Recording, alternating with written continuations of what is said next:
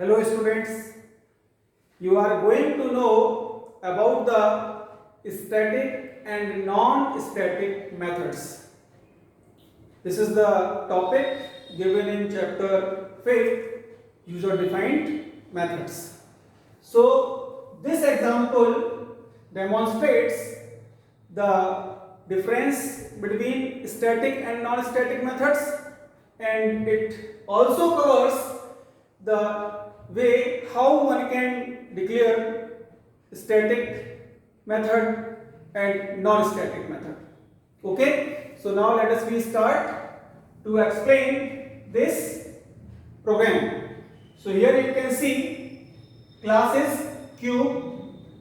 Now one method, here we take cube1, and in method prototype, when you use the keyword static, it means cube1 is one of the static method. I repeat it, when we use a keyword static in method prototype statement, it means that method is a static method. So here cube1 is a static method, and when we do not use the static keyword in method prototype, as you can see in cube2 method, so it means cube2 is a non-static method. Okay, now you can see both methods cube1 and cube2, they are calculating the cube of the value. So here now we talk about the show method. In show method, there are two integer type variables r1 and r2. Now this statement, you can see this statement is the object creation. So here you can see O is an object of cube class. Okay, now we call a static method cube1.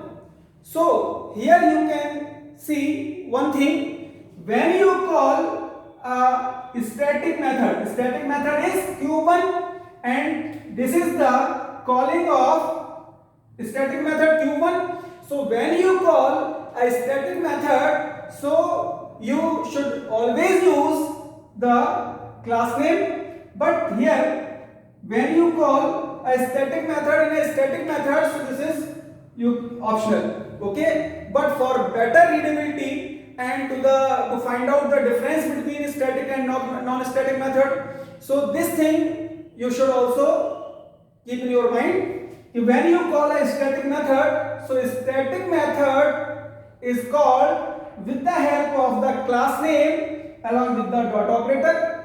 Okay, now so when you call cube1 function, the value actual argument, which is 5, is received by x, and here r1 is equal x into x into x.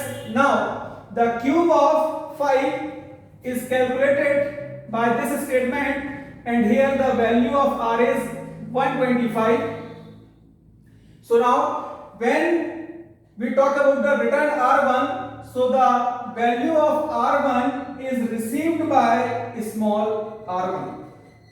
Okay, so here when you talk about the result, so this statement system.out.println will display the value 125. Okay, now this statement you can see is a calling of non-static method. Since cube2 is a non-static method because there is no any use of static keyword, so cube2 is a non-static method. And when you call a non-static method, so it is mandatory to use an object of that particular class along with the dot operator. So you can see, so here when you call the non-static method, so it is required an object along with the dot operator. So when you call this method, so 6 is copied by y. Now the cube of y here it is calculated, I think 216. So the value of R2 is returned by the return statement. Return statement we have already discussed, which is used to return the value. So here the value of RT is returned by the return statement and received by small r2.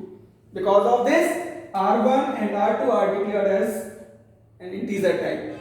So now here the result 216 is by small r2, and this statement print the value 216. So now I think you have understood the difference between static and non-static method. Thank you.